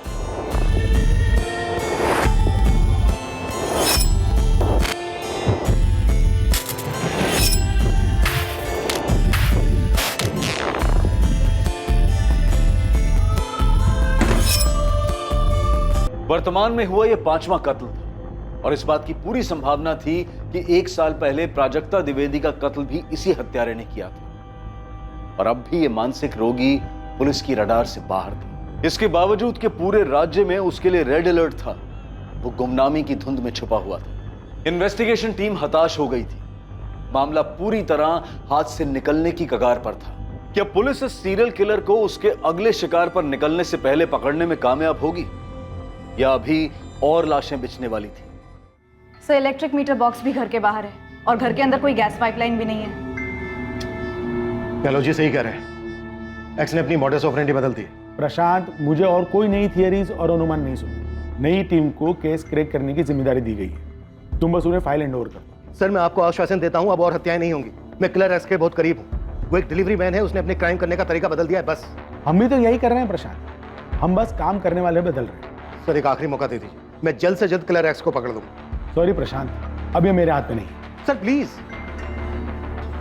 आई am so sorry sir. Sir trust me please, last chance. Okay Prashant, last 24 hours. Sir, Mithila, Jagan, delivery boys, Gehlot ji सही कह रहे हैं। लेकिन सर, शहर में तो बहुत सारे डिलीवरी बॉयज हैं। सर, इतने सारे ऐप्स हैं जो होम डिलीवरी करते हैं, कपड़े, खाना, चीजें। हम हर डिलीवरी सर्विस की बाल की खाल करेंगे। सारे बंदों को काम पर लगा दो, सारे खबरों को एक्टिव कर दो। लेकिन सर, हमारे 5 विक्टिम्स के घर में तो कुछ भी डिलीवर नहीं हुआ था। शुरू के 3 विक्टिम्स के घर तो वो डिलीवरी मैन बन के गए, नहीं तो डिलीवर कैसे होगा? बची लास्ट की 2, काव्या सिंह और निशा। इन दोनों के हस्बैंड से बात करो, कुछ ना कुछ डिलीवर जरूर हुआ होगा। क्विक। सर, मैं बात करती हूँ। सर, मैं गाजियाबाद के सभी एपॉइंटर से कांटेक्ट करता हूँ। जगन, सिर्फ 24 घंटे हमारे पास। आर्या पार। सर। हाँ गहलोत जी, तुम्हें अपनी खोज का दायरा बढ़ाने की जरूरत नहीं है। कुछ मिला है आपको? हर बार किलर एक्स क्राइम सीन से कुछ ना कुछ लेके जाता है, मगर माधुरी चौहान के केस में कुछ छोड़ के गया है। क्या? अब बॉल पेन। फॉरेंसिक से तुरंत इस पेन को मंगवा लो, मुझे वो पेन चाहिए। अगर माधुरी चौहान के पति ने इस पेन को पहचानने से इनकार कर दिया तो मान लो हमें हमारा किलर मिल गया। रजनीश, ये तुम्हारे घर का पेन है? नहीं, ये हमारा पेन नहीं है। रजनीश, उस दिन तुम्हारे घर में कुछ डिलीवर होने वाला था क्या? रजनीश देखो, ये पेन उस कातिल का हो सकता है जिसने तुम्हारी पत्नी माधुरी का कत्ल किया। अच्छे से याद। जी? मुझे यकीन है कि तुम्हारी पत्नी उस दिन घर पर अकेली थी और शायद तुम्हें उस हत्यारे के बारे में जानकारी भी थी। माधुरी स्ट्रांग थी, वह ऐसे मामलों में सतर्क रहने वालों में से थी। वो किसी के लिए भी दरवाज़ा नहीं खोलती या फिर किसी भी अजनबी से बातचीत नहीं करती थी। माधुरी को ये तो पता होगा कि हत्यारा मीटर रीडिंग के बहाने घर में आता है, लेकिन ये पता नहीं होगा कि वो एक डिलीवरी मैन के रूप में भी आ सकता है। इसलिए माधुरी ने उसके लिए दरवाज़ा खोल दिया होगा और उसने माधुरी से पानी या कोई ऐसी चीज़ मांगी होगी। अच्छा रजनी, उस दिन तुम्हारे घर कुछ डिलीवर होने वाला था, तुमने कुछ ऑर्डर किया हो ऑनलाइन या ऐसे? मैडम मुझे रजनीश चौहान जी का पैन कार्ड लगेगा वेरिफिकेशन के लिए, फोटोकॉपी भी चलेगी। ओके, आप यहीं रुकिए, मैं लेकर आती हूँ। हाँ सर, क्रेडिट कार्ड। मर्डर से 2 दिन पहले मैसेज आया था मुझे बैंक से कि मेरा नया क्रेडिट कार्ड डिस्पैच हुआ है। कौन सा बैंक? आरडीएल बैंक। मैंने सेकेंड वीक ऑफ जून में कार्ड के लिए अप्लाई किया था। मैडम मुझे रजनीश चौहान जी का पैन कार्ड लगेगा वेरिफिकेशन के लिए। ये रहा सर 20 जून का मैसेज। डियर कस्टमर, आपका RDL bank credit card high express courier company से 20 जून को डिस्पैच कर दिया गया है, जो कि आपके रजिस्टर्ड एड्रेस पर पहुंच जाएगा with AWV number 5092163X। High express courier 20 जून को डिस्पैच हुआ है, मतलब 22 जून तक डिलीवर हो जाना चाहिए। यस, 22 जून को ही माधुरी का मर्डर हुआ। क्या अब इस केस पर पुलिस अपनी जंजीर जकड़ पाएगी? क्या ये एक लीड आखिरकार पुलिस को उस साइको सीरियल किलर एक्स के दरवाजे तक पहुंचाने वाली? सर बस 2 मिनट, हमारा स्टाफ चेक कर रहा है। सर आरडीएल बैंक के कुरियर पार्टनर्स हम ही हैं। दिल्ली में ब्रांच है कोई आपकी? जी सर। सर दिल्ली के रसिक विहार इलाके में बीके कमर्शियल सेंटर में हमारा एक ब्रांच है। रसिक विहार? जी सर वहाँ पे तो प्राजक्ता द्विवेदी का घर था और मयंक शर्मा भी उसी एरिया में रहता था। सर ये रहा Rajnish Chauhan courier. Sir what? ये डिलीवर नहीं हुआ था? स्टेटस क्या है कुरियर का? नो सर, 22 जून को वापस आ गया था। कारण बताया गया घर बंद था और बाहर लॉक लगा था। पॉसिबल ही नहीं है। 22 जून को रजनीश चौहान की पत्नी माधुरी चौहान घर पर ही थी, उसी दिन कत्ल हुआ था उसका। ये उस सीरियल किलर का मामला है? जी। वैसे डिलीवरी बॉय कौन था आपका?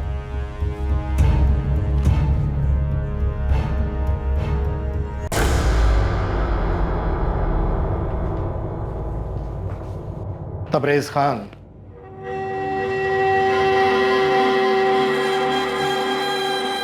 लगता है तू अपना पैन भूल गया। माधुरी चौहान के घर 22 जून को। मैडम ये रजनीश चौहान के नाम से बैंक से कुरियर आया है। मैडम एक गिलास पानी मिलेगा, बहुत प्यास लगी। 1 मिनट रुकिए, लेकर आती हूँ। मैडम एक गिलास पानी मिलेगा? रुको 2 मिनट लाती हूँ। अरे आप लोग कहाँ जा रहे हैं, क्या कर रहे हैं? कोई मुझे बताएगा? मैडम ये हो क्या रहा है मेरे घर में? इतनी कुंडियाँ? ये कुंडियाँ मेरे शौहर ने लगवाई हैं, पर माजरा क्या है आप मुझे बताएंगे? सर अंदर एक ट्रंक मिला, लेकिन उस पर ताला लगा है। लेकिन मेरी बात तो सुनिए। आइए सर, ये देखिए। अरे आप लोग कुछ बताएंगे कि क्या हुआ है? ये चाबी कहाँ है इसकी? चाबी मेरे शौहर तबरेज के पास है, लेकिन बात क्या है? आप लोग मुझे कुछ बता क्यों नहीं रहे? बेटा आप 1 मिनट के लिए बाहर जाओ। मिश्रा जी। लेकिन आप लोग बताइए तो, मेरे शौहर ने किया क्या है? हमारे पास तुम्हारे शौहर के खिलाफ ठोस सबूत है कि जो शहर में औरतों के मर्डर और रेप हो रहे हैं ना, इसमें तुम्हारे पति का ही हाथ है। वही है ये चैन वाला हत्यारा। क्या?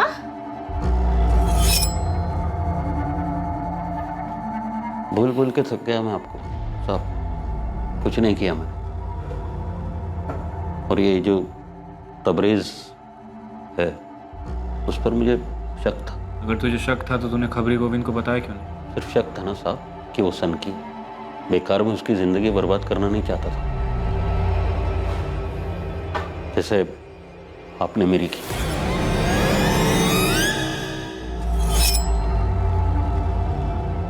लीजिए चाबी। तू खुद खोलेगा?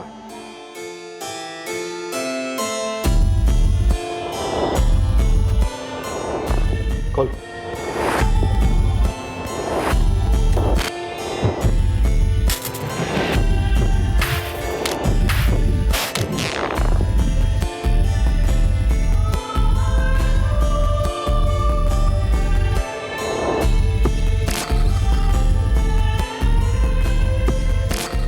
लिफाफे में क्या है?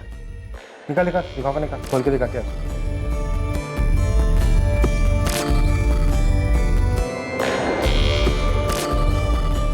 निकाल।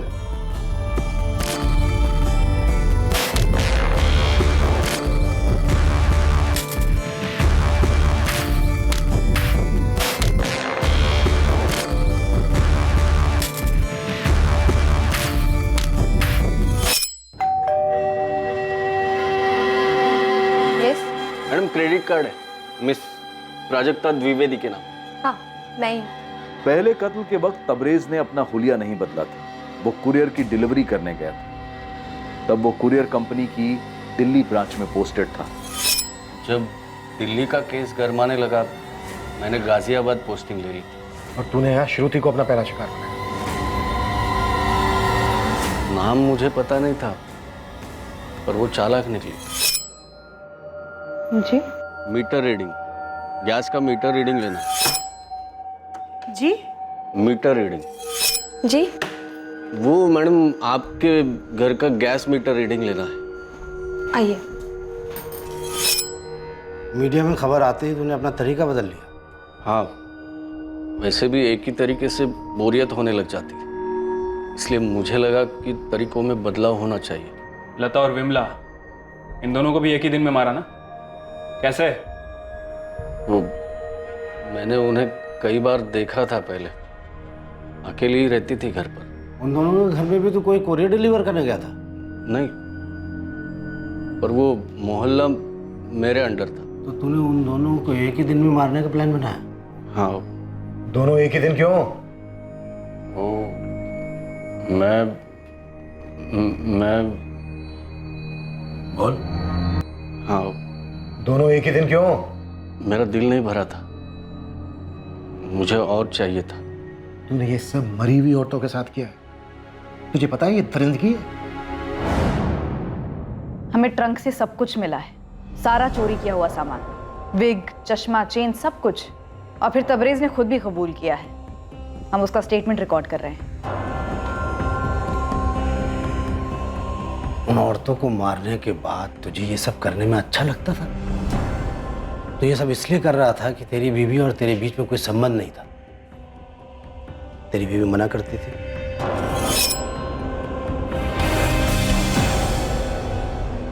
आज नहीं, समझा करो, आज नहीं। अरे क्या हुआ? थोड़ी देर के लिए ना। समझा करो। मन कर रहा है ना मेरा। तुम्हारे मन के चक्कर में मेरी हालत खराब हो गई। डॉक्टर ने दूरी बनाए रखने के लिए कहा। पता कितना दर्द होता है मुझे, कितना जख्म हुआ है। डॉक्टर ने बोला है कि ऑपरेशन करना पड़ेगा। परेशान होने लगा था मैं, हर बार मना कर देती। तो सिर्फ इसीलिए तूने उन औरतों को मार दिया और उनके साथ संभोग किया? वो औरतें मना नहीं करती। अबे लाशें कैसे मना करेंगी? मैं किसी वेश्या के पास नहीं जाना चाहता था। मैंने सोचा था इस बारे में, लेकिन तुझे डर था कि तुझे कोई रोग हो जाएगा। ये सारी चीजें क्यों चुराई? मैं चोर नहीं हूं, बस ये चीजें मुझे पसंद आई थी। तुझे लगता है ये सारी चीजें मेडल हैं तेरे कारनामों के? पता नहीं। ये कहां से चुराए? याद नहीं।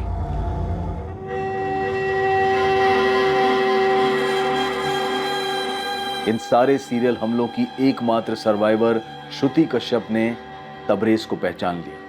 तबरेज खान के नेक्रोफीलिया को समझने के लिए मनोवैज्ञानिकों की एक पूरी टीम ने उसकी गहरी स्टडी की। तबरेज बिल्कुल नॉर्मल है बाकी सब मामलों में। फिर भी देखो सोच में कितनी गंदगी भरी है उसकी। पता है साइकेट्रिस्ट के सामने वो एक ही बात बार बार दोहराता रहा, जो उसने हमें इंटरोगेशन के टाइम पे नहीं बताई,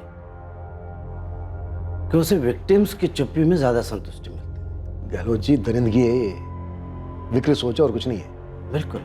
दूसरी ओर उसने अपने ही घर में 4-5 कड़ियां लगा रखी थी अपने परिवार की सुरक्षा के लिए। तबरेज खान पर आईपीसी की धारा 302 के तहत कत्ल, आईपीसी की धारा 307 के तहत अटेम्प्टेड मर्डर और आईपीसी की धारा 376 के तहत रेप के चार्जेस लगाए गए हैं। तबरेज के परिवार, रिश्तेदारों, पड़ोसियों और उसके साथ काम करने वाले लोगों से बात करके ये तो पता चला कि तबरेज अपने आप में ही रहना पसंद करता था, ज्यादा किसी से बात नहीं करता था।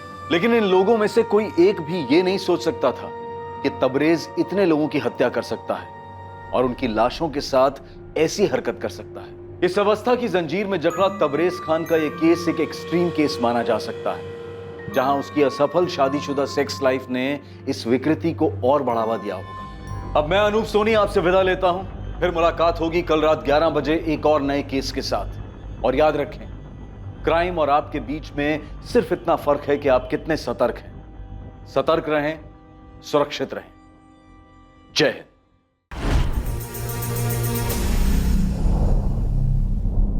इस तरह के और भी एपिसोड देखने के लिए हमारे चैनल को सब्सक्राइब करें और बेल आइकन दबाना ना भूलें।